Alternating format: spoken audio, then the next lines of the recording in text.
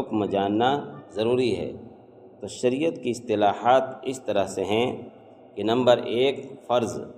فرض کی تعریف ہے ایسا کام جس کے متعلق اللہ اور اس کے رسول صلی اللہ علیہ وسلم کا صاف صاف حکم تاکید کے ساتھ ہو، اس کا کرنا لازم اور چھوڑنا بڑا گناہ ہے۔ اب فرض کیا حکم کیا ہے؟ اس کا انکار کرنے والا کافر ہو جاتا ہے۔ فرض کا انکار کرنے والا کافر ہو جاتا ہے، اس پر عمل نہ کرنے والا سخت عذاب کا مستحق ہوتا ہے۔ مثال کے طور پر فرض نمازیں، سچ بولنا، گناہ سے بچنا، فرائض کا علم حاصل کرنا وغیرہ۔ نمبر 2 پر واجب ہے۔ واجب کی تعریف ہے ایسا کام جس کا حکم فرض سے کچھ کم درجے کا ہو، اس کا کرنا لازم، اس کا کرنا یعنی واجب کا کرنا